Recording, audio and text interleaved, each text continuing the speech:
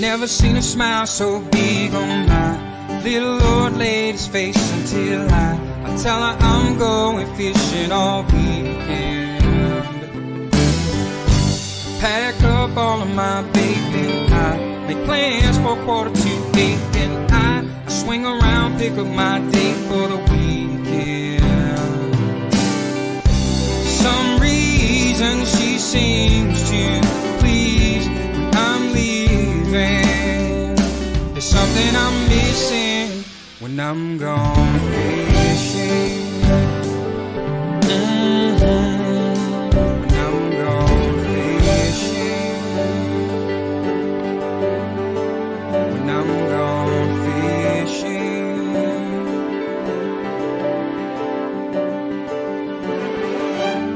Yeah, baby.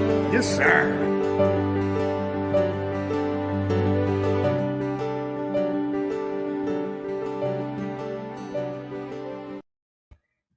Awesome to see everybody here already. Barry's in the house. Steve Shaw, yeah, baby. Sally's here. Tony, good to see you. Adele's nice to see you, Adele. Mike's here. Richard's in the house. Eve, oh man, good contingent. Listen, I apologize for our tardy beginnings, but like always, some of the discussions we have backstage are incredible. But the best part is we're going to be able to bring this to you because a lot of what was discussed we're going to be sharing in tonight's episode. So stay tuned to that.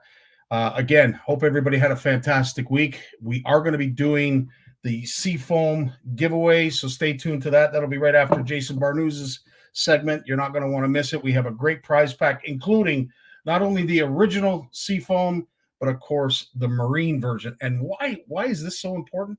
There's no alcohol in it. A lot of folks who use Seafoam, one of the biggest knocks they would say is it has alcohol in it. It's not really good for your 2-stroke and 4-stroke engines because of the alcohol. So Seafoam went ahead and made a product that does not have any alcohol, but still has all of the incredible properties that you need to winterize and just keep those toys of yours running smoothly. And of course, we're going to throw in a Seafoam hat. So stay tuned to that. That'll be coming up at the end of Jay Barnucz's segment. I want to just thank Walt and Steve, especially, but all our legacy members and our entire CFN community, but especially Walt and Steve, for their undying devotion to feature our CFN community. And I want to share some of those things because, of course, I want to discuss more frequently the week that was. And there was a lot of incredible fish. I want to start off with this gentleman first, Richard Elliott. If you don't know Richard, one, he's an avid angler, to say the absolute least. He loves his toothy critters, but also he has a school program where he brings hatcheries into public schools and shows the kids what it looks like for a salmon egg or trout egg to hatch. And then the best part is once it's hatched, the kids get to go down to their local water body and release it. So a big shout out to Richard and all the work he does. This was a beautiful walleye by Tuk Tuk Maurice. This is the first I've heard of Tuk Tuk. I love the name. I love the fish, and I love the fact that he loves those fish. All the way out in Saskatchewan. Walt did a fantastic edit on that one.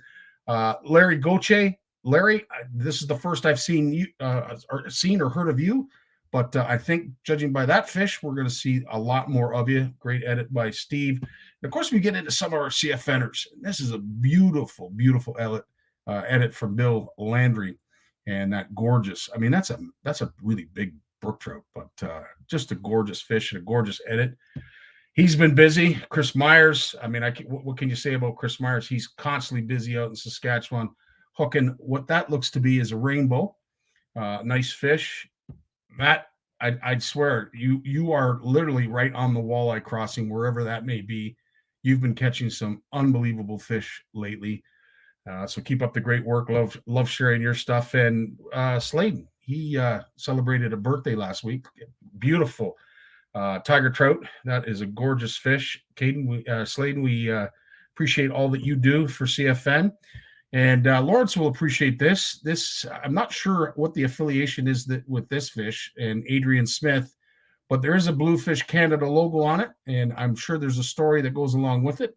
I think Lawrence is going to be talking about these toothy critters in his segment, so we look forward to his explanation of the monsters of River Rock and Adrian Smith and that beautiful fish. Love seeing Bob Bissonette. He's a very enthused CFNer, Shimano follower, and dedicated CFN angler, and he loves his bass. He loves his bass. So, Bob, thanks for sharing that. And congratulations to Curtis Boyle. That is your first gar pike, and a beautiful long-nosed gar pike it is. And, of course, can't say enough about Trisha Wallace. Congratulations on your personal best pike. And, of course, the edits that go along with everything that these wonderful folks do. As I mentioned, we are going to be doing the Seafoam giveaway at the very end of our show, right after Jay Barnucz's segment. So stay tuned to that. If you wished our CFN community happy Halloween, or you typed in trick or treat in the comments, you qualified. And you've got quite a few of you that have qualified. Jim's up next, who will share with us what it would be like to catch a record fish, and preferably a smallie. And if you haven't heard, of course, one was caught on Lake Erie not too long ago. So we're going to be talking about that with both Jim and, of course, Jason. Jason's got an incredible take, that some things that I didn't know about smallmouth. So I'm going to not share any more than that. Lawrence is going to be talking, as I mentioned, about toothy critters. And I want to also mention that we are putting together a Christmas giveaway. This Christmas giveaway is going to include the catchphrase, "Do you want to fish like a beeler?" Well, you know what? Santa's going to help you achieve that. I should say Santa. He's going to help us get there, because we are going to be giving away something really cool. It's going to start December 1st, so stay tuned to that. But we will be running a contest for our CFN community, and it's going to be pretty cool by the end of it. We will give it away, of course, Boxing Day, as we always do, but we're going to be adding to it as the weeks go on, as the CFN lives get broadcasted. So again, wait till December 1st. We will launch that. And for our next gen CFNers, our young CFNers, we're going to be doing something that I don't think has ever been done before, at least not here at CFN anyway. And thanks to Big Jim McLaughlin, we're going to probably be starting this after Christmas, but there is a prize pack that he has donated that involves a lot of fly tying tools. So what we are going to challenge our next gen CFNers, we might start in the Christmas break. I don't know. We don't want to exclude any of our next gen CFNers. Might start in the Christmas break when they have some time, but we are going to challenge you to tie us a fly. And we will have a series of judges. They haven't been named yet. They don't know who they are. I do. I have a good idea who I want them to be.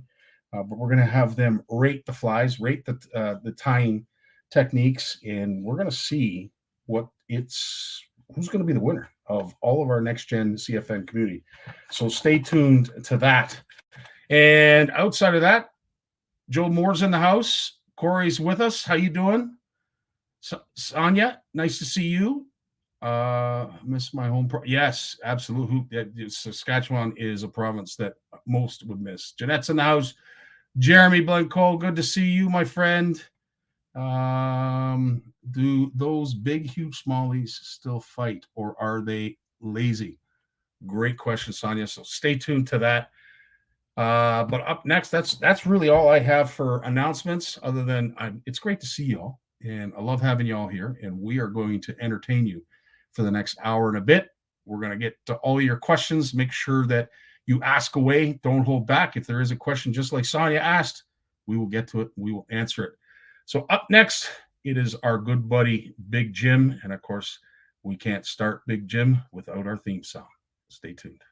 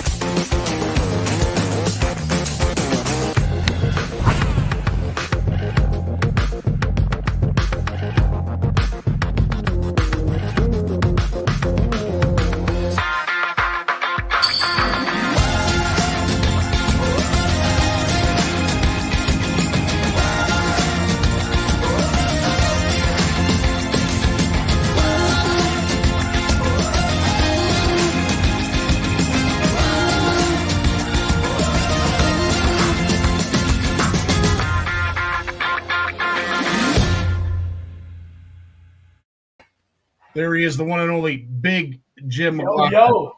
Yeah, buddy.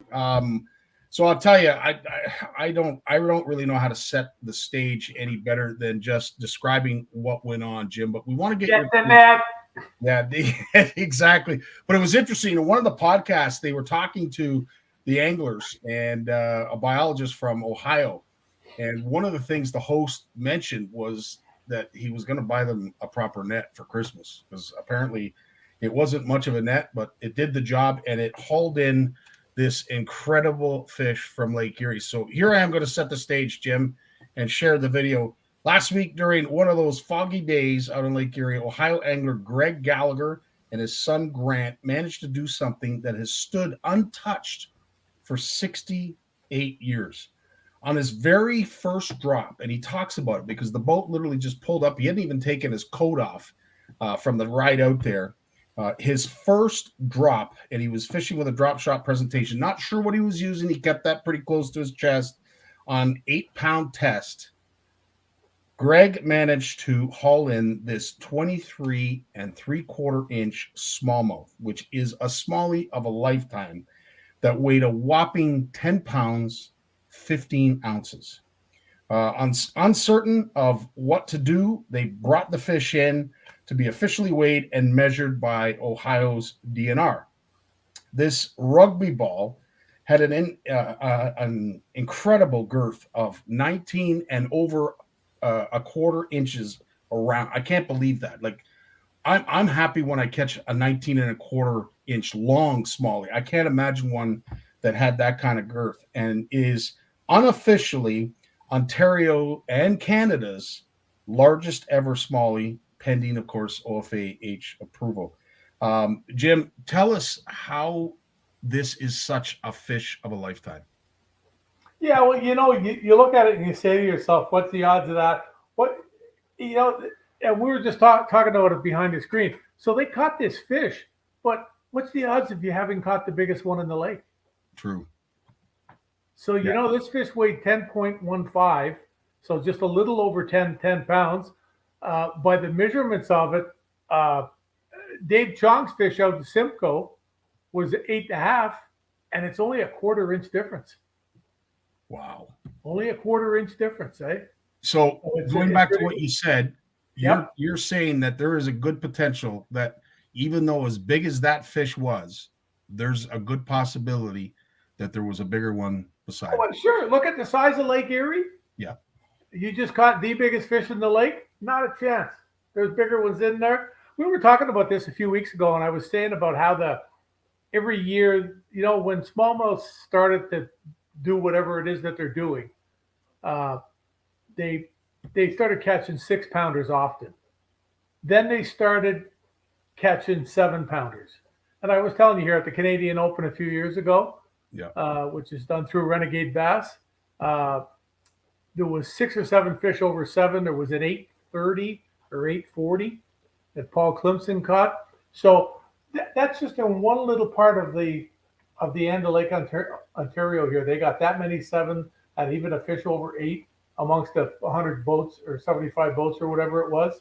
So, how many big fish are there really out there? And absolute giant fish. And we've talked about this, and of course, the Goby situation doesn't hurt. It has to be part of the reason what's affecting it. You've heard me say a dozen times when I won my second Canadian championship up in Aurelia, I brought in a fish just a smidge under 6, and they went wild. You bring in a 6. There was guys there on the weekend that weighed 30. One of the tournaments, they weighed 33 pounds. So they had 5, 6 and a quarter, 6.5 pounders. Wow. Yeah, it's completely changed, and it's if you talk to Bruce Tufts, he'll tell you it's because there's been this slight increase in the water temperature, which just means that they just feed a lot longer. Yeah. The water stays warmer a little bit longer. The last few years here in Lake Ontario, the water hasn't cooled off the way it did. A couple of years before that, though, it went way colder than it normally did. So it changes back and forth. I just can't fathom seeing a fish like that in the boat. The biggest ones I've seen are 712 in person. I caught I caught one. Well, actually, the one I caught years ago that was 712 in the Rideau River. That was like 30 years ago. Wow. So that relatively speaking, like a 712 back then would have been like, that's when a 4-pounder was almost unheard of. Wow. If you caught a 5, and I got a 712 off a cabbage flat with a musky lure that was like 14 inches long, a big top water, just blew it off the top. I thought I had a muskie by the commotion. Wow. And when it jumped, I thought, my God, I've never seen a bass that big. And we got it in, weighed it on the scale. It was 712. And the next morning on the same flat, I got one that was 7.4 on the same lure. So I caught 2 smallmouths over 7 pounds 2 days in a row. But there's a long way between 7 and a smidge over 10. You know what I mean? And Jay, I know, is going to talk about that because it's no different than, say, walleye. I mean, obviously, when you get into those 10-pound walleye, they're not growing the same as when they're 2 years and 3 years old. When they get up into that size, the increments of size, it's very small. And I tell you, as anglers, we have to take a step back and realize how old a bass like that is. And Jay is going to talk all about that. But what's really interesting about what you said, Jim, is, I was doing a little bit of research, and the world record is 11 pounds, 15 ounces. Yep. Do you have any idea when that was caught? I think it was in the 50s or 60s. 1955. Yeah. So that's outstanding to me, that a fish back then was that big.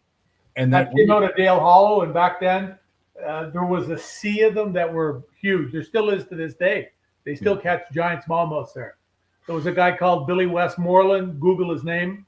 He's probably the greatest reservoir smallmouth fisherman that's ever existed.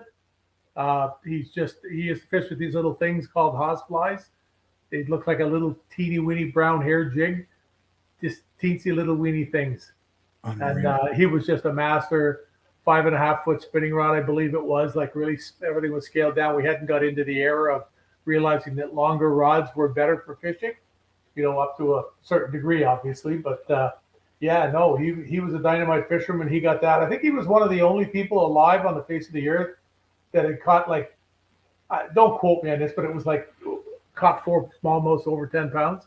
Jeez. Yeah, he was the only person that's ever done it. And probably will, but that was many, many moons ago. So it's, just like these 2 fish I told you about from the Rideau River I got years ago. Yeah. There are little pockets where, fish just get big, and they continue to get big. Like, look at the Bay of Quinte.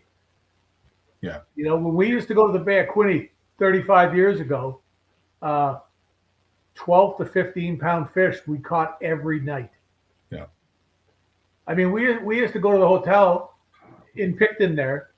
We'd stay for the weekend. We didn't even launch the boat sometimes. We'd go in and drink beer till midnight. And when the bar closed, we'd all run down and we'd fish with Texas rig soft plastic baits. No sinker. There was one we used to use, a Gambler flap and shad. Okay. And we'd use it in white. They had like an ivory white color, and we'd fish that Texas rig. You're catching 10, 12, 13, sometimes 14, 15-pound walleyes.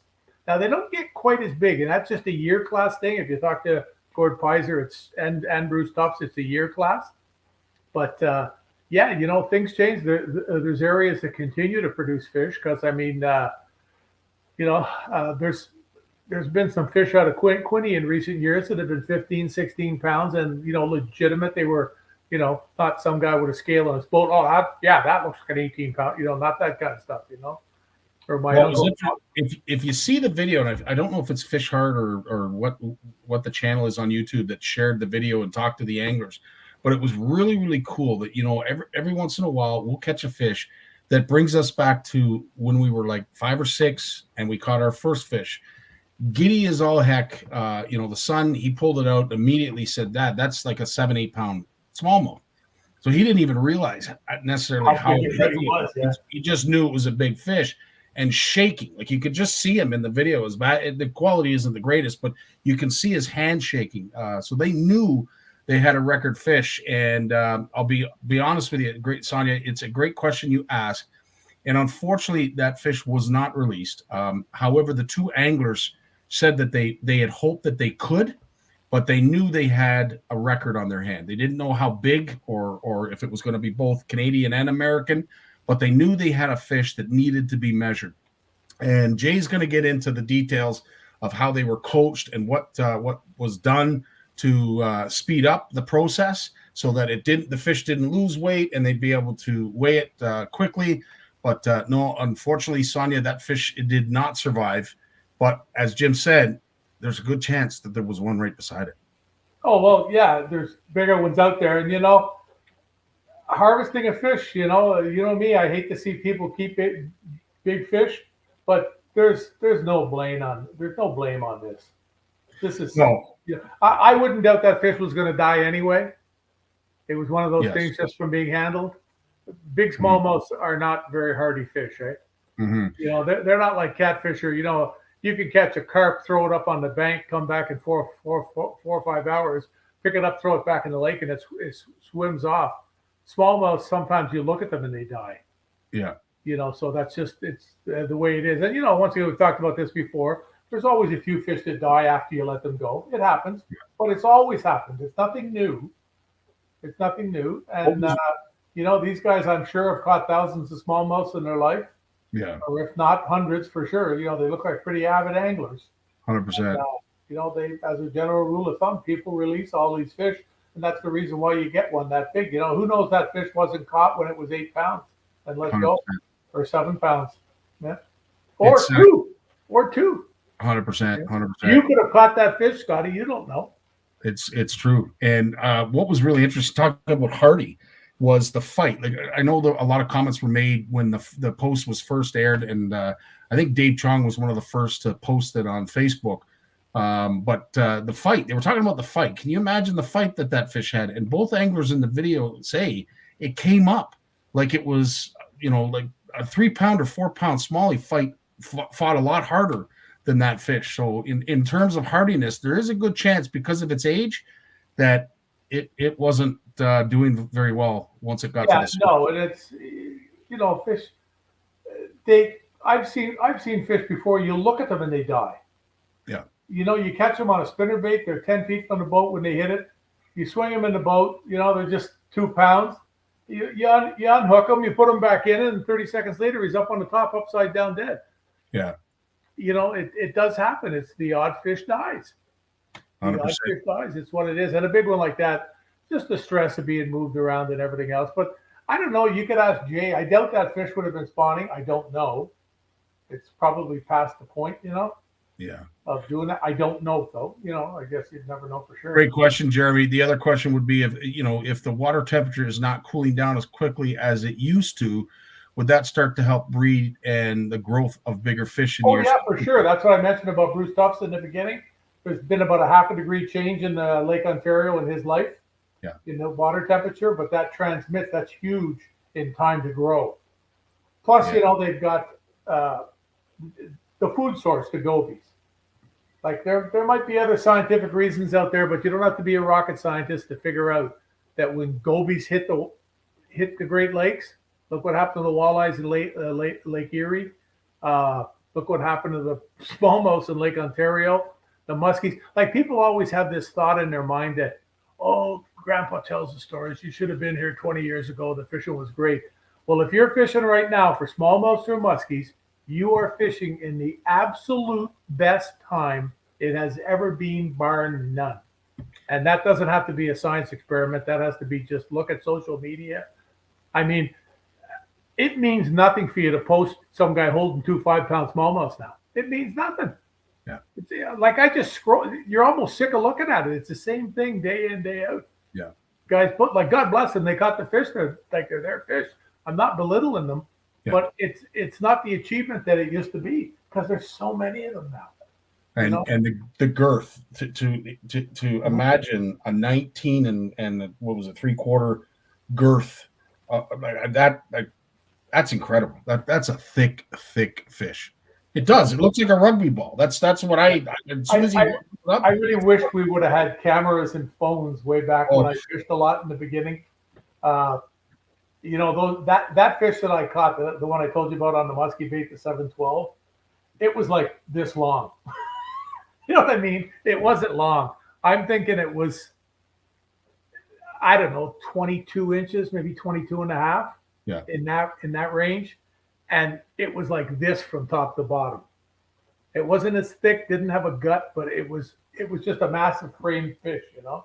And of course, there's a lot of questions here, Jim, about the age of it, and we'll get to that with Jay. Jay has a lot of in-depth detail in regards to fish growth and the age and a whole bunch of things. So stay tuned to Jay's segment because he's going to dive into that. But speaking to your point, Jim, what would you equate a fish like this? Obviously, it's a record fish, so it's a one in a lifetime fish. This would be similar to that of like a 14-pound walleye, maybe a it'd be like catching a 26-pound walleye. There you go. Yeah, it'd be a bit over the record, as most of them are. They don't usually get broken by too much. It's an ounce game. Yeah, it's an ounce game. Most of them going up when you see it happen. Yeah, it's just one of those things, and I think that when you look at that and see the way that works, that just proves you that the fish constantly are like the global warming bit. For the last how many hundreds of years, the Earth's been getting warmer. I mean, people don't realize 10,000 years ago there was a glacier on top of Algonquin Park. 10,000 years ago, that was how many miles thick? Something like it was 5 miles thick. 5 miles thick, yeah. So we had dick to do with that. Yeah, melting. Yeah. 10,000 years ago, that was, you know what I'm saying? And 100%. It's just been an ongoing thing, and it just I think it just got sped up a little bit here. If you want to look at something funny, I saw this thing my buddy sent me the other day, and it's Google George Carlin on the end of the Earth. Okay. And he goes on about everything the Earth has been through, and the thinking that we are going to finish the Earth. And he says, we are going to be long gone before the Earth. But when you hear rhyme off all the things that the Earth has endured before we got here, it's just, it's so funny. I busted my gut. Like when I looked at, I was sitting laughing, like Tammy came out of the kitchen and looked like in the living room like this, down the rail there. Like, are you okay? Well, George, he has a habit of doing that to most of us, and I've enjoyed his work for many, many years as well. What else have you been up to? Somebody's asking here, when are we going to finally get into some ice fishing and colder temperatures? Because water temperatures are still up there. Yeah. We haven't really seen a change in pattern. Yeah, there's been a bit of a dip here and there, but folks are itching I can tell just by the comments to get out there. Well, like last Thursday, I was supposed to go out with Captain Greg there and do a YouTube video on walleyes in Quinning, Lake Ontario. In fact, I can show you a picture.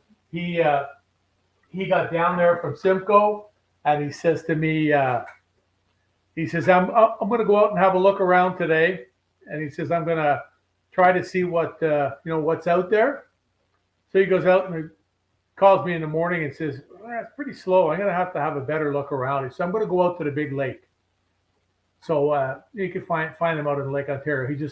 They were not, those transient fish have not come into the bay yet. Yeah. This was a week ago. They had not come into the bay. So then he sends me a picture in the afternoon. And these fish started, you can see there's an arrow on the right-hand side. He found these fish out in the lake. Can you see them? Yep. See the water temperature? 50. Is that 50? Almost 56 degrees. Holy smokes. Yeah. 55.9. It was 10 degrees cooler last year. Those fish, see the arrow I made at the side? Oh, yeah. That's 60 feet. Oh. And I said to him, how big are those fish? He says, that's the guy that fishes 180 days a year. He knows when he looks at a graph how big the fish are. And he said, probably most of them were like 8 to 12 pounds. And I said to him right away, I said, well, I don't want to go fish for those. And he said, good, I'm happy you said that. Because I'm not going to kill a fish to get a YouTube video. Yeah. I said to him, it would be great. You're hauling out all these giant fish, their eyeballs sticking out of their head and that's, I don't know. Yeah. I'm not into that. I never was. I never will be. Like I said to them, if they were all 3 or 4 pounders, I'd be there in a second. Yeah. Because they said if we killed a half a dozen, we split them up and have a good dinner. Bring a few home or something, just harvest a couple. Yeah. But then again, the other thing, you do a video like that, and with a captain like that, guys don't go to the Bay of Quinte to catch 3 or 4 pound fish. They go with Greg to catch 12, 13 pounders. Yeah. He had one a few years ago there that was like 17. Yeah. Yeah. So now, is there a way, Jim, that you would be able to target those fish without having to get down to the depth? Because I've talked to Captain Ed McKenzie years. Like, he's had walleye that have come from incredible depths and have just fired up and hit baits that he's running at 30, 35 feet. Yeah, I still don't think it's a dependable thing. And I'm just thinking to myself, if a fish shoots up from 60 feet, then that was the top of those fish. A lot of them were 70, 80 feet, Yeah. So if they shoot up from that depth and grab your lure in 35, they're still below an atmosphere. So I guess the accumulative effect is not going to be good on them. No. I've spent a lot of time talking to Bruce Tufts about that, and to Mark Thorpe, who knows a lot about barotrauma, which is what that is. In fact, I talked to Mark this week. I haven't talked with him in a while.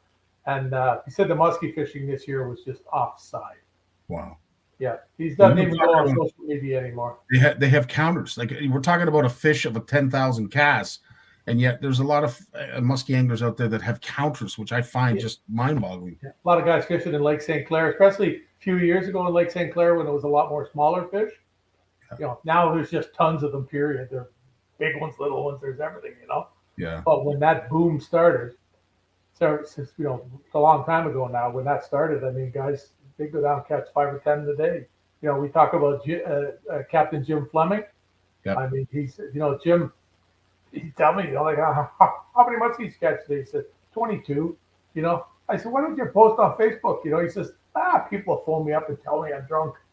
He said, they don't believe. Izumi did a show with him. I think they caught 12 and they only fished in the morning. Wow. And they're all 30. Well, the ones they got that day, they're all like, 36 to maybe 42, 44 inches. There's just a sea of them out there. But, it's just back to that same old thing. You're living the dream right now. Yeah. The fishing is better than it has ever been. And for smallmouths and muskies, walleyes are no slouches right now. They're doing very well in a lot of places. Like, look at Lake Erie. And it'll change. I had a buddy of mine the other day call me. He went to a lake he's never been to in his life. Little lake on the side of the road. I said to him, you launched your boat in there? He says, yeah, it was kind of tough. It's got like a 22-foot Ranger with a 300 on it, like the biggest Ranger you can buy. Uh-huh. And he got it in. If it flipped over and rolled into the lake, he'd just leave it and go buy another one. I said that to him one day. What are we going to do if you get that stuck somewhere? He says, I'll just leave it. Somebody will get it. But he was joking, of course. But he went into this lake and he caught two largemouths over 7 pounds. And he says, I've driven by it every day of my life almost when I'm at the cottage. I've driven by it so many times, and I always look at it and I see the odd kayak or a car topper or something. And there's a little spot where you can go down by the water. You can drive down. He went down, he said, I brought the big truck, the dually, and he backed that thing in. He got it in there. He said he caught about 30 largemouths, but he said, I found a couple of spots that were just really, really cool. And, weeds never been touched. It didn't see a fish all day that he caught that had a hook mark in it, had ever been caught. And I used to guide the guy a lot when he started to fish, and that's one thing he learned to look for was hook marks. Yeah. To know if you're catching untouched fish, because they're stupid. And it brings a point. I'm not alone. I'm sure a lot of folks have driven by that same body of water time and time again. Never thought. Always wanting to throw something, top water, whatever. You see them on the side of the highway, and I know there's someone. It may have been Barry and Sally that said that they're gonna do some back road adventures and actually pull over and stop and fish some of these bodies of water that they've been driving by for years. They do it now with some of the waters that they fish regularly, but I think some of these untouched waters. Yeah, like I'm not talking about going way up north, like someplace where nobody's there. Yeah. So of course there's fish in the lake. It's not that there's 75 guys lining the shoreline on the weekend, Yeah. hawking them out. I mean, when I did the Ultimate Fishing Show, we stopped at this little road stop place with a picnic table up past Lac Sewell, way headed up toward Red Lake. And we stopped at it. And I said to Steve, why don't you get the camera out? I said, we'll do a couple of tips here. It's such a nice spot. We moved the picnic table close to the water. There was I don't know whether it looked like it had been part of an old quarry at one time or something. It's hard to tell, but it just had that look.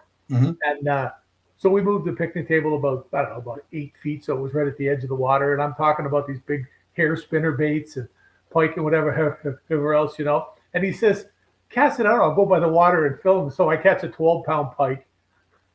Wow. Then I make about 4 or 5 more casts and catch one that's like 6 pounds.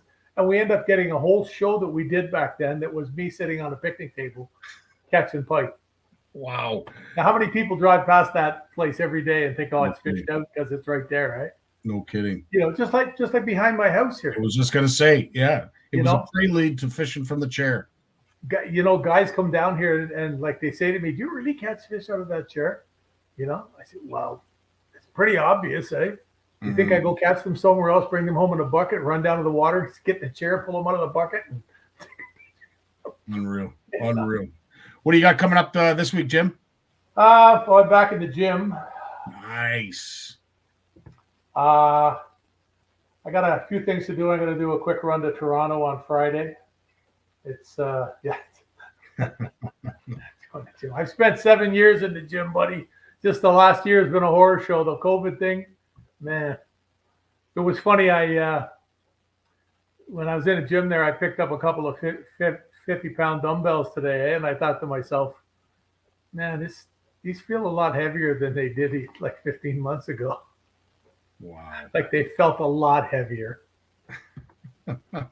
Still 100 pounds, True You're enough. carrying 100 pounds, but that's, it's, when COVID hit, I was deadlifting 350 and I felt like $1 million. So it's time to experience some more of that here in the golden years. Well, we might get you back to that, but we want you to take it easy because God forbid you pull something and there's no fixing it. I've never been hurt in the gym because I'm very careful. And because I always had Greg slapping me in the back of the head when they were teaching me stuff. I'm not right now from being hit in the back of the head so many times, but who would be? I'll never forget that first time he slapped. And this is a guy that can deadlift 650. He slapped me in the back of the head. I turned around, I looked at him, and I go, "Can we keep it down to like just a flyby?" And he burst out laughing. He was drinking his water, and he blew it out his nose and everything. Eh? A flyby. So he joked, and he went to do it again, and he just about knocked me off the bench. Not a big guy, but super strong. You wouldn't want to cross him in an alley either. The guy had 9 fights in TKO and won them all. Jeez. Well, it's a good thing he doesn't have fins, because if we ever caught that, he'd pull us in. Jim, as always, dude, thanks so much for sharing your time with us each and every Monday, and we look forward to seeing you again next week, bud. Everybody out there, be safe, eh? Watch it. The water's getting cold now. Put your life jacket on. Amen, brother. Well said. Take care, dude. As always, a pleasure to talk to Jim. We are so lucky to have him here every week, and it's great that you guys are passing along comments and great questions. Just keep the interaction going. But as I said, it all starts with these featured guests. Speaking of which, we have one coming up next with Lawrence Gunther right after this. What is Flash Boost? Shimano designed innovative Flash Boost technology. It keeps flashing, which attracts fish whether in a pause or while retrieving. The mirror plate, which is fixed by a spring inside the body, vibrates with the lure action to generate diffuse reflection. Even if you stop the lure action, the inner plate will move and continue to flash, giving the lure a sense of life and inviting a fish bite. This is Flash Boost.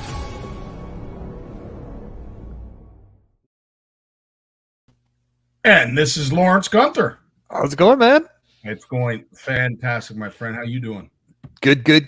But muskyless after yesterday's attempt on the Ottawa River. So that fish that we shared, obviously you couldn't see it, but I tried to mention as much as I could in regards to what was in regards to the fish itself. But it had a bluefish logo on it. It did. You did, and there is some tie there because our wicked editing staff does that on purpose. Let me try and find it here and see if I can read off some more of the details. It's Monsters of River and Rock. Adrian Smith. Does that ring a bell at all? Oh yeah. That's the guy from Iron Maiden. That's the guitarist from Iron Maiden. Yeah. Oh, there you go. Oh, that's the name of his book, Monsters of River and Rock. I'm just thinking it's. I didn't realize it was about that. I thought this was a guide. No. There you go. That's Adrian. Fantastic. Well, okay. There's my dumb moment for the night. No. I'll be all right. I'll get by. Yeah, you've shared that. What an incredible experience that was. Yeah. It was good. We were out there yesterday. I've been out a couple times. I was out there a week ago, and my buddy's daughter was up visiting from California, and she loves fishing. And he said, "Hey, can we take her out muskie fishing and maybe catch some walleye?" And it was a beautiful, sunny, warm day, 22 degrees. There's no muskie going to be biting, but we'll troll for a few minutes, and then we'll catch a few walleye, right? And maybe some catfish or whatever at the bottom of the Rideau River Dam, where we normally always do very well. So we start trolling. We troll for maybe 20 minutes. Boom, fish on. This is a nice 46-inch muskie. Get it into the net. It's like that first cast of the day. That first cast you make of the day and you catch a fish. You should always be worried after that, right? It never bodes well. We thought, oh, this is going to be great. We trolled again for another little while. No more muskie. We were marking them. So we said, well, we'll just go catch some catfish now. Could not buy a catfish, my friend. Not a catfish, walleye, bass, or anything. We kept marking them, but they're all suspended. And we just couldn't get them to fire up at all. So we went back. So the whole, we thought it would be the exact opposite. All this warm water, the water on the Ottawa River is still 52 degrees. People are struggling for the last week or two, just, not catching fish, right? I was out yesterday for 5 hours, and it was breezy but sunny, but it was mostly clouds, in and out clouds, and there was a good chop on the water, so we thought we had a chance. We're trolling and casting, and it's about 4 o'clock, and we're getting a little fed up. We say, yeah, I guess they're just not biting, and all of a sudden, splash! We're just 20 feet off the front of the boat. This giant muskie comes flying halfway out of the water, chasing something, missed it, does a 180-degree turn, hits the water, does a 180-degree turn, and you can see it just scooting along back with the dorsal fin and sticking out of the water, chasing it, whatever it was. So don't tell me they're not biting. That thing was trying to catch something, but it wasn't any of our lures. Interesting you mentioned, you see, so catfish suspend. I didn't realize that. Yeah, catfish, they'll all sort of suspend and mill about when they're not hungry, right? They're just goofing around, I guess. But I mean, there's a real potpourri of fish at the bottom of the Rideau Falls where it comes into the Ottawa River, right? You can get sheep's head, catfish, walleye, bass. They're all in there. And then some big marks, some pike and muskie moving in and about. So you never know what you're going to catch. Well, so they're feeding, you're just not catching. Interesting. But yeah, everybody's been mentioning how warm the temperatures, the water temps have been, and how that has affected. And of course, the editing staff, we have been searching high and low for fish to edit. And so we ourselves are having difficulties finding. So it's not just me. That's good to know. Yeah, it's not just you, but that was really cool. Then, yeah, again, Adrian Smith was fantastic segment. And if you want to go back to Bluefish Radio and see the podcast with Lawrence, by all means, please do so. Now, speaking of weather, though, can I get into the Bluefish news a little bit? 100%, my friend. Like the editorial that just came out today. So check it out, bluefishcanada.ca, and the news itself. We're sort of looking at, there are a couple things that happened. One was the Hurricane Ian in Florida. That's one of probably the most costliest hurricanes ever slam into the United States. And I reached out to some friends down there about 2 weeks after that hurricane hit. And I said, look, some of my guide friends down there. And I said, I'd like to talk to someone about how does this impact the fish, right? And their habitat. And they said, Lawrence, it's not the time. We're still digging out here. We're still pumping out. You can't wait a bit. I said, oh, no problem. I thought I waited enough, and I didn't want to be insensitive, but I do persist. So I reached out to a friend of mine on the east coast of Canada, because we had Hurricane Fiona, and Fiona was the biggest hurricane ever hit Atlantic Canada, most destructive. And my friend, he's a professor at Dalhousie University. He's an underwater photographer. He's a researcher of skate and shark. He teaches at the university there on marine animals and so on. And I reached out to Chris Harvey Clark, and I said, Chris, what's going on? What happens to the fish when these storms hit, like in their habitat? And got some really interesting information from him, and he talked about his own near miss with this hurricane. He said 8 years ago with Dorian, it took us 150-year-old fish house right off the moorings and swept it out to sea. That was a tremendous loss for him, but this time he was okay property wise. And he said, but the fish, he said, it's amazing. He said, you see these waves coming in and you hear about the surges coming onto land. Now, when that water comes back out, because it's always being shoved in, it's got to come out too, right? It can't just pile in and never come out. When it comes out, the pressure of that water coming away from land is another whole force, and it follows the bottom, and it can go down as 100 feet easily down to the bottom. There's that much force of a tsunami in the other direction heading out from land. And do they call that a rip current? Is that a rip current? Well, rip current is more something, exactly the same idea. Yeah, where the waves pile in, and at some point they have to come out, and they create a sort of a reverse flow, and it's like a stream heading away from land. And if you get caught on one, you don't try to swim into it, because you're going to lose. You swim parallel to land, and then you get out of the stream, and then you come in. But this is even bigger, because these sort of underwater currents, are huge, because these tsunamis are coming in. These big tidal surges are coming in across the whole shore. So it's all got to come down. So you have this huge sort of turnover of current, and these fish, they just get swept. They know this, and they just get swept out to sea. There's nowhere to hide. I mean, in the ocean, there's not a lot of cover, right? There's not like points and mounds and things like that you can hide behind. It's just bottom. And so these fish really get swept out to sea, and takes them a while to get back. So there's just that alone is there's a lot of displacement on fish. It's actually an interesting thing, because a lot of folks think they all come in, and we see videos after these hurricanes where sharks are swimming around where a highway is supposed to be. They get displaced. Not only do they come inland in search of food, but as you're saying, they get displaced as they're going back out. Yeah, and you're right. And all these stories you hear about, the fish that spawn, like when there was that big flood, I think on the Red River last year, and farmers were saying, when the water retreated, there was all sorts of eggs, from the fish on the fields, that had been laid on the fields. So they were just high and dry. And you see that, we saw that with the 2019 and 2017 floods on the Ottawa River and the St. Lawrence River as well. Pike, spawning under picnic tables and on people's lawns and things like that. And it was all going to waste. But they can spawn again, right? Pike and muskie can spawn a second time if they feel they need to.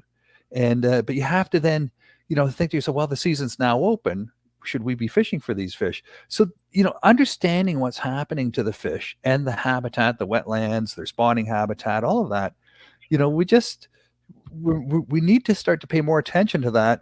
We pay attention to ourselves and the loss of our property, and, God forbid, the people, our loved ones and others. And then we think about, farm animals. We hear about the destruction of farm animals with barns collapsing and fires and floods and things of that nature. And then, but I think we also need to think about, how do we make sure the fish, we start to think about resilience, right? I know, we all want to think about, how do we stop the warming and the climate change? And there's a lot of focus on that. And there's a lot of science on that. I mean, look, we know there's cycles in weather that are caused from the solar flares on the sun that happen every 11 years. And we're going through that now. That affects the weather patterns on Earth every 11 years or so. We know that, when meteorites or asteroids hit the Earth, they can throw up a lot of dust and cause winters and ice ages. And we've got lots of examples, scientific proof that happens, to the point we're now sending out interceptors into space to deflect these things that are hurtling towards Earth. So, we have a lot of science on things that cause our climate to change. I don't want to get into an argument of whether we're, making those types of changes ourselves with our own behaviors and things we've done and do and industry and all of that. But the fact is, it is changing. And, we can try to stop it, but it's happening, like the computer models that predicted changes 5-10 years ago. We now see that a lot of that modeling is turning out to be true. Yeah. So, we need to think about investing into making sure our fish are going to be around and their habitat is going to be secure. I think that we can all start to lobby that a little bit and ask for that.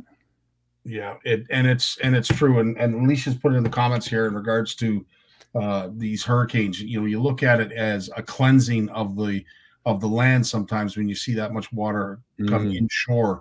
But as Alicia's just mentioned, red tide is a real issue, and of course all of the bacteria that gets filtered into these little inlets and estuaries, it changes their makeup, their water quality dramatically, and it takes sometimes, as Alicia says, some time before these red tides and bacteria blooms to dissipate.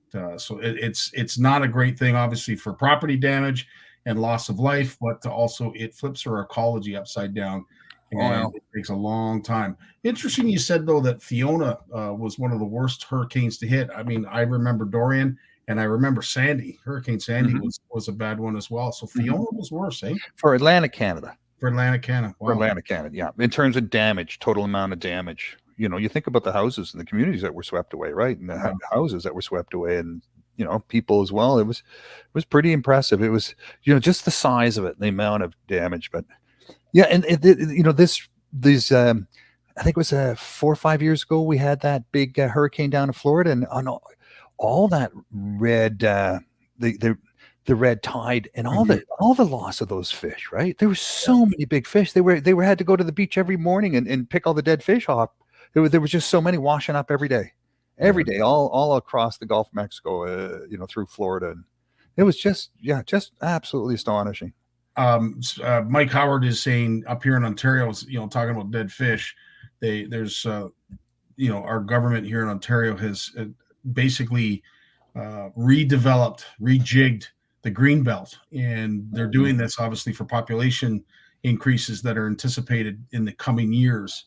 There is a lot of questions and controversy in regards to how this is all laid out and what effects that's going to have. Definitely something, Mike, that we are going to talk about. We don't know enough about what it looks like and what it entails, but I do know that Lawrence is going to be researching it in the coming weeks, because knowing him, knowing you, you're going to be on top of that, because it is going to have. Oh, it's happening. Yeah, there's a really good sort of nonprofit online magazine that started up called The Narwhal. I'm surprised Jim doesn't read that. He's such a fan of narwhals. I'll subscribe him. He'll appreciate that. But they just did. They got some information that was shared with them about the new omnibus bill the Ontario government's passing, and there's a bunch of measures in there that are taking more powers away from the Ontario conservation authorities to have say on big project developments. Every developer wants to buy a big empty farm and fill it up with houses. I mean, that's pure profit, right? But then, cities realize, though, that you have to go in there and backfill it with streets and schools and community centers and libraries and all of that, and then snow removal and garbage pickup and school buses and public buses and all that. You don't make money as a city by building subdivisions. It's a net loss in terms of the amount of taxes you collect versus what it costs to put all the services in there and then run them all, it's a loss. It's a net loss in the end. You don't make money, you lose money. You make more money when you intensify, when you build up instead of spread out. But property, builders don't make money by infilling, and it's not as easy, right? It's not easy to do infills in apartment buildings, condos, but the bigger permits are more costly, and bigger projects, whereas it's just whacking up a whole bunch of houses. But it's something. And we're talking wetlands are being put at peril. More wetlands will be put at peril for sure. And I'm not an expert, but there's a lot of people looking into this. I'll get back to you on that with some more information. Because it is something that is talked about at great length in regards to food shortages and the in the coming years we are going to have a food crisis, in some way, some form, whether it's going to be COVID related, whether it's going to be supply chain. We're seeing it now. I mean, if you've gone grocery shopping and you go buy a head of lettuce, like, holy smokes, man, be prepared to throw down money that you've never had to throw down before to get a head of lettuce. Milk's going to be going up, cheese, meat, like everything. It's going through the roof. And obviously, we hope that there's going to be an end to it, but I don't know. And the more we develop the farmland here in Ontario, just never mind anywhere else, but just here in Ontario, we're not really doing a great job speaking to that. But, it's beautiful farmland too. Like, you're talking, in Southern Ontario, topsoil that's rock free, and, you can dig down 10, 20 feet. It's just pure topsoil. And there's just paving it over. 100%. And then you don't have to go that far north, up around Collingwood, up that way. And it's just rock and clay and gravel and, and a bit of topsoil mixed in. Nothing grows fast up that way. Just billy goats. That's what it's good for. Sheep. Amen. It's good for sheep. I got a few bits of information here I can share with you quick. Absolutely, my friend. All right. Oh, okay. So Newfoundland is worried. They've had high river temperatures now for a big chunk of the summer, and to the point where they had to call off some of the recreational angling during the day. And they say when water temperatures in the river get up to 23 degrees Celsius, it can cause salmon distress. And when it gets to 28 degrees, it can be lethal. 28 degrees, right? Like that's what people heat their pools to quite often. That's a nice, comfortable pool temperature, 28. Trust me, I know. I hear my kids and nattering at me, Dad, the pool's not warm enough. Be a salmon, I tell them.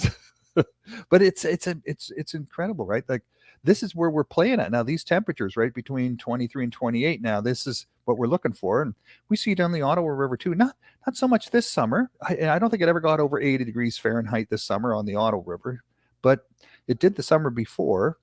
So you got up to 80 degrees, did you not? I think you told us about that. I think we came close this summer, but last summer we definitely were over 80 degrees. I was speaking about that because I believe you came on here to tell us that it was 80. I couldn't believe that 80 degrees. Holy smokes! Yeah, it's incredible. It doesn't take much, right? And the fish feel the pain because their metabolism goes bonkers, and they got to eat like crazy, and their heart's pumping like crazy because they're just pumped up on heat, right? They're pumped up on heat. They can't cool themselves down, so they're living in this soup, and their hearts are pounding, and their metabolism's just going crazy, and they're digesting food like nuts, so they have to eat, and then when they eat, they get tired because they're chasing things down in the hot water. And so it's a kind of a vicious circle for them, It's really good. That's really good information, and a lot of folks may not think of that. They just might think that it's having physical effects to the fish, but it, as you just mentioned, it speeds up the metabolism, and they eat more. Mm-hmm. And a lot of folks don't know that, or maybe they didn't think about it, but that this is the thing. Like, as these waters start to increase, and we're seeing it everywhere, that there's going to be more demand on forage. And I don't know, again, what's that going to look like in the future, and not too far down in the future. Not too far, it's everything's shifting north. You look at the smallmouth bass, it's like a wave heading north, right? With the smallmouth bass just taking over lake after lake after lake, heading north through Ontario and Quebec and Atlantic Canada. That's sort of the harbinger. And then you look in the oceans, and there's all sorts of experts and specialists tracking those critters, from all the sea critters heading north from the south and further north. So, Canada's going to become the bread basket of we're gonna have longer growing seasons, that's for sure. And Jeremy's mentioning this about the snow crab. Yeah, that's what they're figuring is the water temps maybe escalated. There was too much dissimilar size crab, and they ate one another. There wasn't enough. Did. Yeah. It's the 8 billion snow crab, and 7 billion of them disappeared. They got 1 billion left. It's an interesting thing to bring up, but for years it's largemouth have. There's a parallel line that basically they don't go anywhere north of. It'll be interesting to see as temperatures do increase. Are some of our northern waters going to be conducive for largemouth bass? I think what they notice with walleye, especially, is the warmer the water, you have more these southern fish can live in there, like panfish and crappie and sunfish and bass, and it's walleye aren't used to that much competition, right? They're competing against lake trout and pike and maybe suckers. But that's it, right? That's what you find, and you go into northern Ontario. That's what you find. Yeah. But now with bass and trout and panfish and all of that hidden in there too, they're all gobblers of protein. And walleye they're just not that competitive. They're just not that aggressive to win those battles. So. Amen. You got one more for us? Yep. Right on. All right.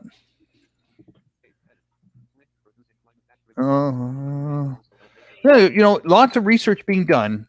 Like, we're talking about the St. Lawrence River here. We're talking about Lake Ontario. We're talking about floods and shorelines that are getting ripped away.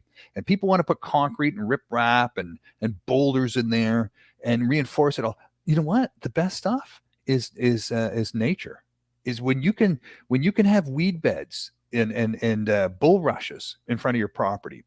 And then good, strong root structures in your shoreline of good, medium-sized trees and brush, and all that just slows those waves down, right? It slows the waves down. Bulrushes and lily pads, that all slows waves down before it hits the land.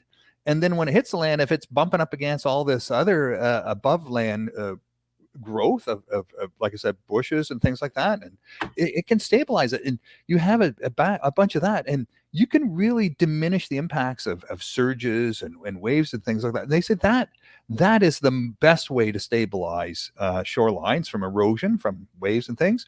And turns out it's makes good fish habitat too, right? So there's a bunch of people like Watersheds Canada that have been promoting this, and NOAA and down in the States, they've been doing big studies on the Outer Banks, and it's they take a strip of shoreline, they plant it with trees, native trees and things, and then they put concrete on another strip of shoreline on the same stretch of coastline, and then they look at the effects over 10 years and they see which lasts, and the trees are winning every time. Right. Is that right? Interesting. Makes sense. Wins. Yeah. Nature always finds a way to win overall. 100%. Maybe not the nature we want to win. That's the problem, right? Yeah, that's true. That's very true. we don't want to have jellyfish. No kidding. What do you got upcoming in Bluefish Canada and Bluefish Radio? Yeah. So I went to that conference, that one-day symposium on rebuilding abundance for Canada's oceans, and so I'm going to interview on Thursday the head of the science department for Oceania Canada, Robert Rangeley. And I've asked him to think about what are the lessons we learned from that symposium in terms of marine fisheries and fish stocks, and how can we apply that to our recreational freshwater fishing fisheries. So he thought, he'd love to talk about that. So stay tuned. That's awesome. Well, as always, Lawrence, thanks so much for joining us and sharing with us all of this important news that we need to know. We need to know because it may not have a direct effect to our fishery at present, but it is something to think about as water temperatures increase and our ecosystems change and fish begin to migrate, whether they're snow crab or walleye. We got to keep on top of this in order to keep educated and voice an opinion. We need to know the facts. So we appreciate you helping us out with that. My pleasure. Thanks for the time, you guys. Appreciate it. You take care, my friend. Thanks, buddy. Bye-bye, Lawrence. Always a pleasure to have Lawrence here. He is a wealth of information. And another guy that's a wealth of information is Jay Barnucz. He's coming up next. Here's a word from his sponsor. Want to know the difference between power bait and other soft plastics? Ask the fish. Berkeley scientists have. Thousands of flavors tested on thousands of fish. Natural. Man-made. Every bait that's ever hit the water. No matter the shape, size, or color, Power Bait is the only one that is scientifically proven. Fish bite and will not let go. What's up, Dave Barnucz? Not much. What's happening, Scottie? I tell you, everybody is dying to know if you're feeling a little better than you were last week. Yeah, I actually turned the page. Things are better. So It's really knocked our house around the block a little bit, man. It was a tough week. I won't lie. Well, and they're saying that respiratory viruses are on the rise. Old and young are infiltrating, emergency wards and hospitals, and it is a bit of a concern. I hope we don't go down the road of lockdown and all this other stuff, which I would be surprised if we do. But it is something. If I had to guess, I would, and I'm saying this from the kids, from my kids and their friends and high school and grade school. I'm not surprised if we have to do some masking again. I'm just trying to be realistic. No one wants to have that discussion, but I think that is a reasonable thing to do at this point. But hey, man, I'm not paid enough to make those decisions, Scottie. So what we would love to do, and I hope you can regurgitate everything that you said prior to going live, because there was some really cool information in regards to that smallie that was caught. And of course, I'm sure you're like every other angler that fishes Lake Erie, celebrating a fish like that. One, that we could talk positively about a fish being caught in Lake Erie without having to cut its gut open and find ungodly things inside. It's very cool that we're on the brink of perhaps a record fish for Ontario and Canada. Yeah, it's wild, man. That fish, I'm just going to actually share a picture there if it comes up, and I'm not sure if it will or not. Yep. So move this over here. Okay, so that's the monster, man. That's it. What's amazing about this fish to me when I first looked at it, and I think this picture is about the best picture of it because it really gives you good information about its proportions. It's like typically this time of year, smallmouth bass, they just get plump, to the point where they're so full of themselves and bait. I can barely get a hand in their mouth, like a thumb, to lift them, right? And this fish, clearly, it has a huge mouth on it. It's pretty incredible. This is the anglers who caught it. That's Greg on the right, and that's his son Grant on the left. Both school teachers, I believe, or at least Greg is. And they just waited for that perfect day, and it was flat calm. And I've actually fished from Ohio, from Sandusky. I've run to Peely Island. I was an amateur in a Bass Open many years ago, and I know that run. The day that I went, it was not nice. It was kidney busting rough to get over to Peely. But I'm going to say most of the top anglers fished in the Canadian side of Erie on that event. Peely Island area has been a famous area for smallmouth in the Western Basin for a long time. This isn't new for that information. So I thought, I wasn't surprised, but hearing how they caught this fish, Grant, the young man there, the dad in the one interview I read, he has literally spent years scanning and traveling around and seeing the different areas. I'll just close. Yeah. And even that picture there, it looks like a grouper versus a bass. And even when they netted it, Jay, they were talking about how irregular it looked. It just didn't look like a typical smallmouth. It was just as wide as it was long. Yeah, and so 19 and 3/8 around and 23 1/4 long. That's just, it's almost a square. It's a brick. Yeah. Right? Yeah. But it doesn't have that big belly that a smallmouth typically has. It's a very much a square fish. But there's some interesting biology that's kind of come out of this. And I really want to give a shout out to the Ohio DNR staff who helped with this, because here's how this went down. Greg and Grant caught this fish. They're in the middle of Lake Erie, and they did a quick weigh on their own scale, and they're like, man, this is a record fish. The Ohio record, just so everyone knows, is 9.5 pounds from Lake Erie. So this record beats that, but it was caught in Canadian waters.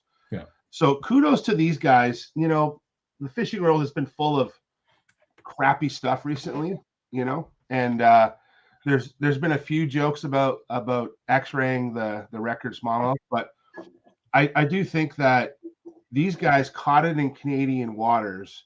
They could have said they caught it in Ohio, right? These guys did everything right. They got a hold of Ohio DNR, and Ohio DNR, what they did was they got a hold of the Ontario folks. So not only the Ministry of Natural Resources, but in Ontario, the keepers of the whole of the fish records is the OFH, right? We know this. The OFH fish registry has been, we look at fish that have been caught in the last few years, like, it would have been, was it Steve? No, not Steve Rowbottom. Who was his partner? They caught that giant ling on Simcoe. Remember that one? Oh, yes. You know, and OFAH walked them through the process. I know Will Wegman was part of that to make sure it was legitimized, right? You know, and so OFAH staff basically were right with them on the phone, like, you need to do this, this, and this to get this done properly. This will probably go down as one of the quickest verified records ever processed, because all of the participants did their due diligence, like right to a T. And I'm just really impressed with how this went down. Now, the sad part is the fish did not survive. And now part of it is and people have to realize this, for certain records, especially top records. So the largest of the largest, like there are catch and release records, there's line class records. But for these types of records where it's the biggest one caught, typically it has to be killed. But don't think that fish is going to be wasted. The Ohio DNR staff have come out and said that fish will be processed. They want to age it properly. They want to use the otoliths to age it. And, this fish will basically have an entire autopsy done properly to figure out, how it got so big. And it's just a magnificent animal. I don't think it's some weird hybrid or anything like that. I think it's legitimately just a big smallmouth bass. And, we were talking backstage before the show, Scottie, and we talked about, it wasn't that long ago when, I would go off Crystal Beach in the fall and I caught a 6. I think my first personal best that I remember over 6 pounds was 6.3 off of Port Colborne, but that was 20 years ago. 6-pounders out in Lake Erie now are not terribly uncommon this time of year. 100%. People are aiming for 7s and 8s, and Grant and Greg, that's what they're shooting for. They're looking for a 7 or 8 pound class fish, and they're so hard to catch because one, there's typically only a couple windows of the year where anglers can actually get to those fish, and I believe the fall is the best time. But we also know, if anyone here who angles in the fall, especially on large open lakes, there's small windows that you can get out and do that effectively. I'll even say safely, because the average daily wind speed starting from August just increases right through the winter. It actually peaks in January, and then the average daily wind speed starts to go down. This is just climatological data that I'm familiar with. And so for these guys to go out, catch that fish, the right place, right time, literally right place. The story goes, they literally dropped down on the first fish that they marked. They thought it was a drum, and it was this giant smallmouth. So, yeah, you're right, Alicia. It's November's tough. November's a tough time of year to fish, because we're not ready to give up on open water. A bunch of us aren't, and it's depressing to be like, oh, I guess I just have to throw in the towel. But you don't want to, because that's the time of year you want to be out. It was so refreshing to see how genuine the reaction was when they caught that fish, how raw, how candid those anglers were. The son Grant was vibrating. He was just shaking with excitement. And of course, his dad was just blown away by the sheer size of the fish. But that's to me, it was great to see anglers that have spent that much time out on the water. Yeah. Have caught a lot of big fish, and this was obviously a little bit bigger than what they've caught before. But just the raw excitement, that brings us all back to why we do this. One of the reasons anyway we do this is for that kind of excitement. We all want to share in that. And I think, there's record fish like the infamous Ontario muskie from Ken O'Brien, right? That fish, basically what he caught it off a dock with a Rapala crankbait. Yeah. Like, it was, sometimes anglers trip over record fish. It happens. And that's what fishing is so much fun, because you don't know what your next fish is going to be. But these guys, Grant and Greg, and Greg came out in one interview and said, my son does most of the work. He just wants to hold the rod. The young son, Grant, they spend their time out there. I'm not saying others don't deserve this large fish either, but they've put in their time. Father, son, caught this fish. The one interview I read, they actually started fishing smallmouth in the Sandusky River many years ago, current breaks and stuff. They didn't have electronics. And so the two of them have, father, son have worked together to get this bass boat, get their electronics, figure out the patterns. Like, there's this whole story to this. It's not even about the fish, man. It's just about this father-son team that's worked hard. And I can relate to what hearing Grant talk. I have a small version of him upstairs, right? Where it's like, I get it. And the fact that they were able to, basically everything came together on that day, that fateful day, and they get this record fish that will probably stand for a long time, because as Jim said, it's a game of ounces. Mm-hmm. This is the third largest smallmouth bass that I'm aware of caught in the world. That's been verified. That will be verified. Third largest in the world. Well, and as I said, it was 68 years since we've had a fish, amass the previous record, which was 10 something. I think I can't remember, or no, 9 something. I believe it was. I'm not 100% sure of the weight, but a fish this size to come out of Lake Erie, it begs the question: what's the next fish going to be? What's the next record? Yeah, like how many other 10-pounders are out there too? Yeah. Right? I think when it comes to this fish too, that's really amazing is, I did a little quick. I know where Dale Hollow Reservoir is. Like, if you showed me a map of the U.S., I could probably put a pin on it. But I'm like, how far is Dale Hollow from Lake Erie, from Pelee Island? So I mapped it. As the crow flies, it is 650 kilometers, basically straight south, is Dale Hollow from Pelee. So what's interesting about that? Well, those Dale Hollow fish grow for probably 10 months of the year, maybe more. Tennessee does get a bit of winter, so we'll benefit of the doubt. We'll say at least 9 to 10 months a year, those fish are in a warm water period where they're going to still see growth. This fish, being in a northern climate, I know we're getting into warmer water, and it kind of ties into what Lawrence was talking about with climate change. Mm-hmm. These fish are growing bigger, and I think that's why we're seeing larger smallmouth. Like, what was 6 pounds off Crystal Beach 20 years ago is not an oddity anymore, right? So the 7s are the new 6s, and the 8s are coming. You're seeing 8s show up on Simcoe and on Erie, and I think now 10.15, that's going to be tough to beat. But I think that bass, largemouth and smallmouth, are doing well under a warmer climate. It's happening. So, well, I know you and I talked about this in one of your segments before, where we thought the next largest smallmouth or Canadian record smallmouth was going to come out of. And I know 3 bodies of water that we were talking about, of course, was the St. Lawrence being one, Simcoe the other. And as I said, for me, Lake Erie was going to be the next record holder. And it's interesting to see that has come to fruition. However, for how long that is going to stand, I don't believe it's going to be 68 years. As Steve mentioned, there's going to be an influx of anglers that are going to be running down to Lake Erie now trying to catch the next Canadian record. Yeah, there's some interesting things going on in Lake Erie too. Like, if you look at, so let's talk about this fish from a couple different angles. One, let's talk about age. So they don't know the age of this fish yet. They're going to age it. some of the bios, like it doesn't matter whether you're looking at like let's start looking at like 4.5 to 5 pound fish up to 7 pounds. Most of Ohio DNR bass data has been collected in the last 15 years. A lot of it's tournament based data, and the data that comes out of these events is suggesting that the fish that are caught have a maximum age of 18 years. Doesn't matter how big, whether it's a 4.5 pounder or 5 pounder or like a 6 pounder, 6.5. 18 years is like the max age. That's it. So, and you're going to see fish that are, and I've seen this before with other species.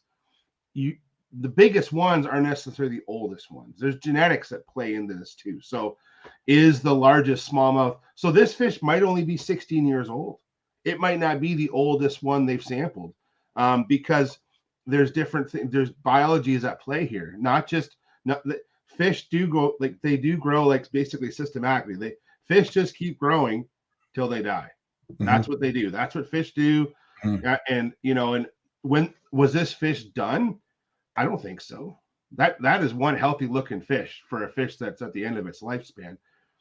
Now, there's another thing at Lake Erie that's interesting too is you hear walleye anglers talk about this, and this is just purely speculation.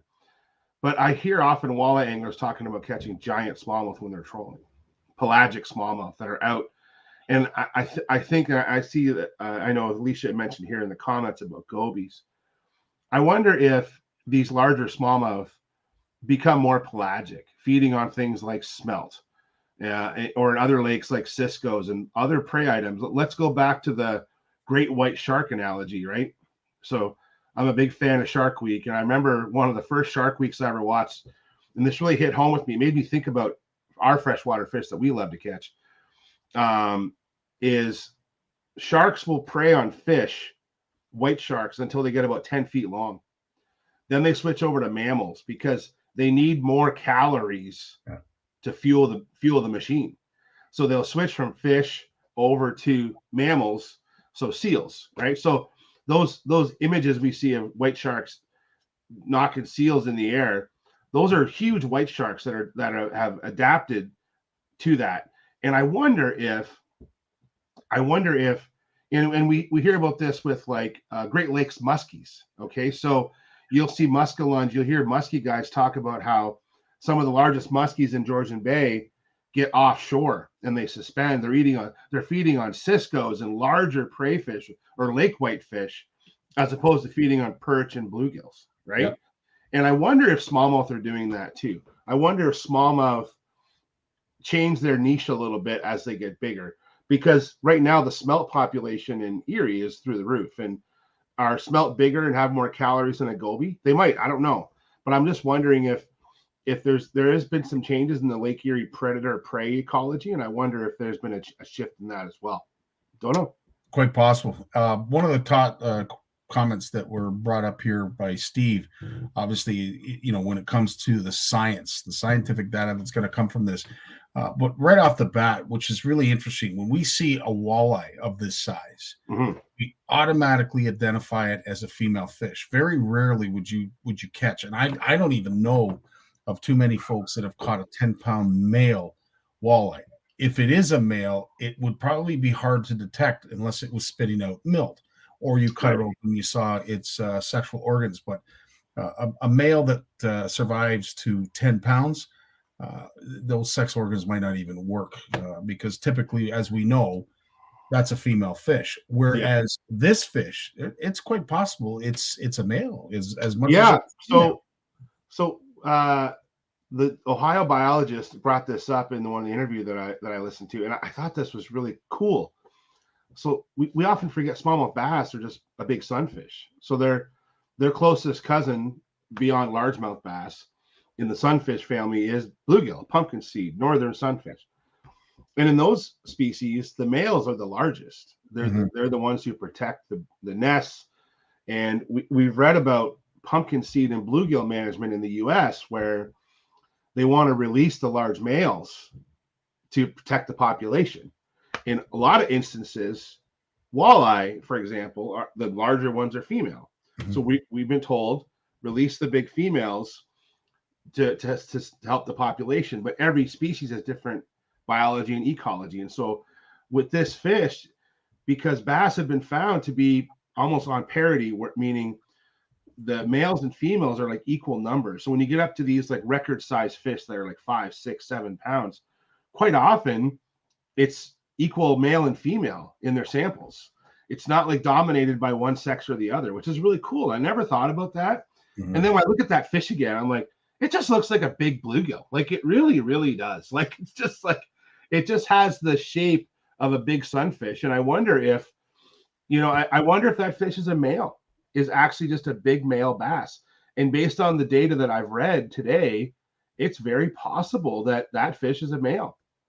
And looking at the proportions of that fish, even this time of year, you're going to see egg development happening in females as they develop their eggs, and they'll winter with the eggs already developed so that they can start to nest in the spring and spawn in the spring. And I wonder if that's just a big male smallmouth. And I'm hoping this autopsy that is going to be done on this fish is released. And it's only a 1 fish sample size, so it's just purely interest. That's it. It's purely interesting. Now, Alicia, I saw your comment about seagulls, and I tried not to chuckle, but I was going to make a cormorant joke about maybe the giant smallmouth should be switching to eating cormorants, but I didn't do that. So, anyways, it's true though.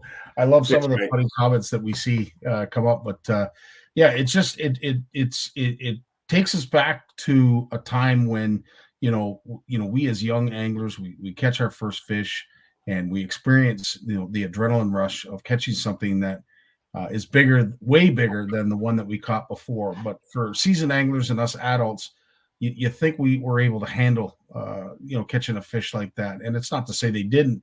It's just I just love the excitement that we saw.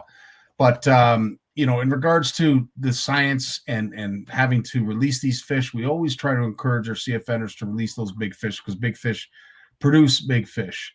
But what value we can gain from a science perspective by taking all of the evidence from what this fish can contain is going to just make that fishery even more valuable, and we'll see the direction in which they are eating. I can imagine, even though the gut wasn't busted out, we're going to see what it's been eating. And the otolith, I dare say that just the hump alone, Steve, suggests to me that that's a very old fish. I think that one thing that a lot of people don't realize is for biologists to do biology. So a lot of my work is fish ecology. So I'm looking at the fish, but also the habitat, what they're eating, and what plants they relate to, what depth of water they relate to. But for a lot of biologists, like true biologists, like a Bruce Tufts or a Steve Cook, they're looking at the physiology. Like they're actually dissecting fish and cutting them open. And that's part of one of the darker part of our jobs is the killing of fish, but it's not senselessly done. We're doing this to learn more about the fish. And I often get into discussions with folks about, like I work with sometimes endangered species, and it's a sensitive topic to be killing endangered fish. But sometimes we need to kill some to figure out the biology that makes them tick, basically. If we want to protect those fish, it's so important to understand that biology. And this smallmouth could, just one, purely interest, but two, there could be something really cool about this fish that these Ohio biologists are going to find out. And but I think it's just a bit of a genetic anomaly where you have this fish that's probably no older than other bass, but it just has the proportions different, right? And humans are like that too. Like, there's a lot of people in this world, like, who are different sizes and shapes and colors and everything else, right? And it's all but genetics. And I think that this fish is just a really cool genetic anomaly. Geez, this George, I tell you, George Morgan sums things up so well. I mean, I wish I could deliver like this gentleman. He's being nice because I haven't brought up anything that has to do with an adipose fin. That's why George is playing nice tonight. If I started talking about steel-headed brook trout, he would say something awful. Just kidding, George. Hilarious. Steve's got a great question here. What kind of or how much resources go into confirming a record like this? Is it many departments or? No, it's what will probably happen is, so in Ontario, I'll give you the Ontario example. So if this fish was brought to an Ontario port, And so the closest one from Pelee Island would be Wheatley Harbor. So when Wheatley Harbor is home to the Lake Erie Assessment Unit office. There's 2 assessment units for Lake Erie. The same unit, but there's 2 offices. There's Wheatley, and then there's or field offices, Wheatley and Port Dover. So I'm going to guess what happened is from what I've read and what I've listened to, is this fish was brought to Ohio DNR in Sandusky. They have a research center right there. Mm-hmm. And literally that fish will be kept there, and it'll be dissected. For example, for the aging, the otoliths would be removed from that fish, basically on site, and processed by your biologists or technicians right there. And I think that, like, what's cool about this fish, and there's actually, if you go and read about the historical, like the Dale Hollow world record smallmouth, there's some shady stuff. Like it's funny how these record fish, what I want to say, like there's controversy, all this controversy that comes up. And that original fish in Dale Hollow, I read somewhere that it was frozen for a length of time before it was actually officially weighed and all these other things. This fish is like, this is like an investigation, like a chain of custody kind of thing, right? Where it's like the fish was caught, weighed. Like, honestly, it's probably the smoothest record fish caught that's been processed and will be processed by the right people at the right time at the right place. Like, not just catching this thing, but the way it's sort of unraveling in a good way. I think it's cool, man. And it's great to see the DNR staff almost as more excited than the anglers who caught it.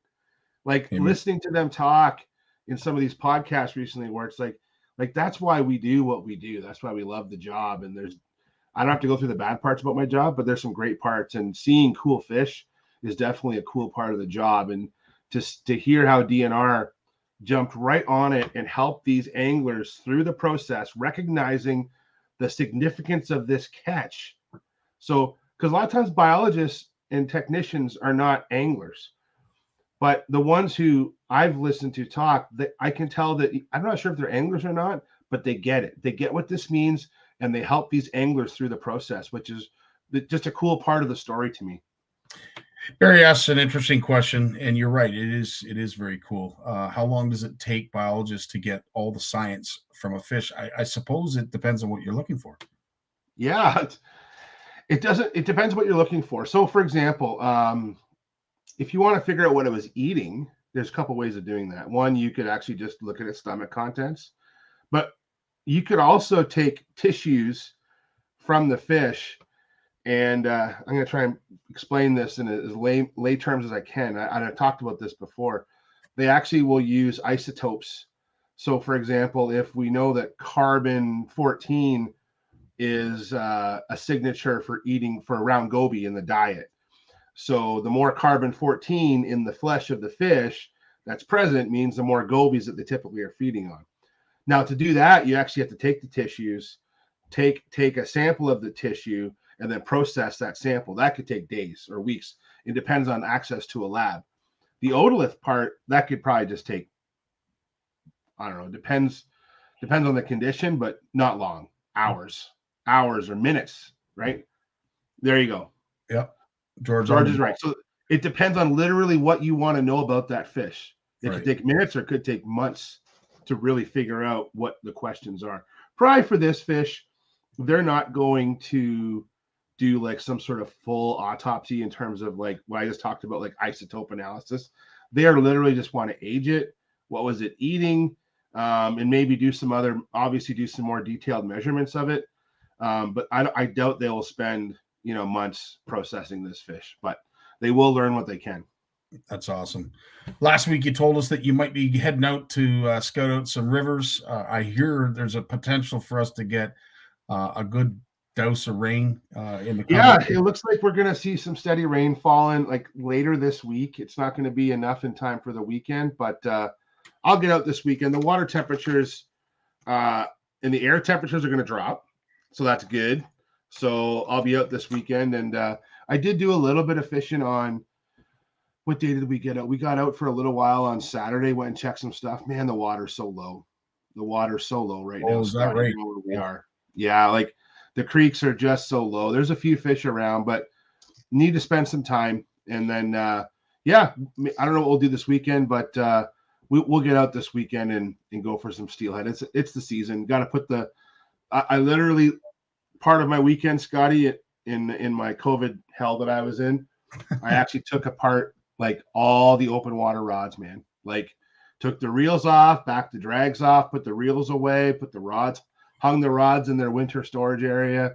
Like, yeah, there's times a year where my basement office here is just a complete chaos. So I need to fix that, because now we're getting ready for ice fishing too. That was brought up earlier in the show. Like, you know, as much as I love steelheading, there's an ice fishing show coming up in 3 weeks that Trevor and I will be attending this year on behalf of Pure Fishing. So we'll be there for the weekend.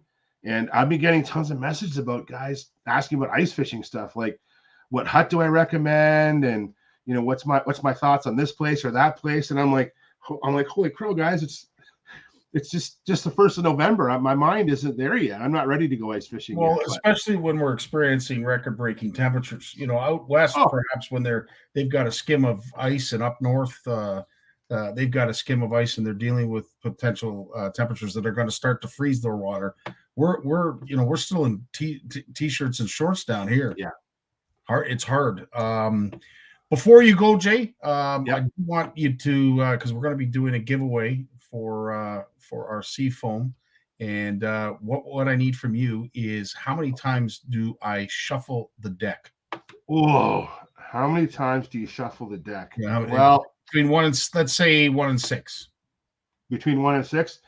Well, I'm going to say 3, because if you convert 10.15 to ounces, that's almost 3 ounces. So it was 10, because I was doing the math on that. It's like 2.7 ounces. So we're going to round it up to 3 ounces. So 10 pounds, 3 ounces is the new Ontario record. So there you go. That's awesome, buddy. Well, listen, as always, we thank you so much for joining us every Monday. I love all of what you bring, and as I said, it was just a wealth. I wish I was tempted to hit the live button before we actually went live, just because there was so much incredible information being shared. I know. But then we got to keep the narwhal jokes to ourselves. So. That is true. Glad you're feeling better. Hope Thanks, you everyone. get fully recovered, and you get out and scout some waters and hook. Maybe a steelhead. Yeah, one last thing. Yeah, Sonia, you're right. That's the one at the International Center. And I know there'll be a lot of chatter on this show in the next few weeks about that event. I promise there'll be a lot of chatter. So stay tuned and I guarantee it'll start next week. So CFN Live, if you want show updates, start tuning in. See you guys. You take care, Jay. All the best, my friend. Always a pleasure to have all 3 of these gents on, talking nothing but fishing, keeping us going, keeping us up to date with all the information, because there is a lot of stuff that it is evolving, not to mention changing when it comes to our fisheries. And every once in a while, a major fish is caught, like we saw with this recent potential record. So that is really cool. So, of course, we are doing our giveaway, and that is the name wheel, as we always do. And Jay has helped us out by saying that we're going to shuffle the deck 3 times. Again, we are going to be giving away some seafoam, the original seafoam, the new marine seafoam, and, of course, a seafoam hat. So for all of you who said last week and wished us all happy Halloween or trick or treat, those are the names that we got. We're going to shuffle the deck 3 times, as Jay mentioned. That is 1, that is 2, and that is 3. And now we're going to start spinning. And of course, the last angler standing will be our winner. And let us see. Oh, Jeanette, you're the first. Oh, I'm sorry, Jeanette. Thanks so much for playing. We are going to be doing another giveaway. In fact, George gave us a great idea, because I think it's something that we should pay attention to in regards to some of the science that's going to come out. Sorry, Joe, in regards to that smallie, but we'll do a giveaway right after we're done here in regards to your guess to how old that bass is. Sorry, Sally. We'll keep spinning. Good luck to everyone. As I said, it's the last angler standing, and all you had to do was say happy Halloween or trick or treat. And of course, I can't thank the good folks over at Seafoam. Sorry, Steve. It's always nice to give Steve a gift every once in a while for all the work he does. Unfortunately, it won't be on this occasion. Mike Schooler, sorry, dude. Thanks for playing. We're going to keep going until we get to the last. But yeah, thanks to the Seafoam folks for giving up some great product. Oh, what's that going to come down to? Oh, Tony. Oh, by the skin of your teeth. Incredible. We'll keep going. See who's our winner. We still have Bill, Richard, Lloyd, Manny, and Sparkus. Looks, oh, Barry. Sorry, Barry. It's not going to be Barry. We've got Bill, Richard, Lloyd, Manny, Sparkus, and Sonia. We'll see who it's going to be. Sorry, Sonia. Again, thanks for all of your interaction and great questions, great comments. We love that. We love how interactive our CFN Live is. And Bill Landry, he's usually one that wins. Sorry, Bill. It's not going to be you this time. So we've got 4 left. Richard, Lloyd, Manny, and Sparkus. Let's see who is the last angler standing. It's not going to be Richard Dunlop. However, he's done very well in the past, just like Tony and others. We're going to remove Richard. We have 3 left. Again, last angler standing is our winner. And it is not going to be Lloyd. Sorry, Lloyd. Thanks for tuning in and all the sharing that you do for everything that goes on in CFN land. We can't thank you enough out there. Our Saskatchewan chapter is forever pumping the tires of CFN, and we can't thank you enough. So here it is. Manny, Sparkus, last angler standing. So whoever this lands on is the runner-up, and we are going to find out our winner right now. Who is it going to be? Well, isn't that interesting?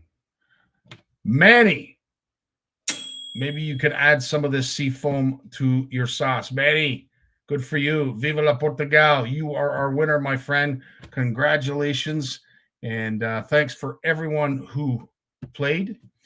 In the meantime, what I want you guys to do right now is put in a guess how old that bass is. We're going to be, I will take your answers here, and I will put up a contest on CFN so that we can add to that. But for those, you get to qualify a little bit earlier. Only one guess, please. Take a guess. Steve, 21 years. Fantastic. That's how it ends. And of course, it is time to end this broadcast. Thanks so much for all of you for showing up. Again, to Steve and everyone else behind the scenes at Team CFN, we can't thank you enough. It keeps the wheels going. And again, if you have any questions, if you have an edit, if you have a video you want to share, go to the Canadian Fishing Network Facebook page, push send a message, and send it there. We love getting content. We can never get enough. Thanks so much. You guys have yourselves a great week. I love you all. Be good. Dave, I think it's time for you to take us away, my friend. Enjoy your week. Well, as much as I hate to admit it, I guess we've run out of time. So I've enjoyed it, but I'm going to do something I haven't done since season 1. Turn out the lights, the party's over. They say that all good things must end.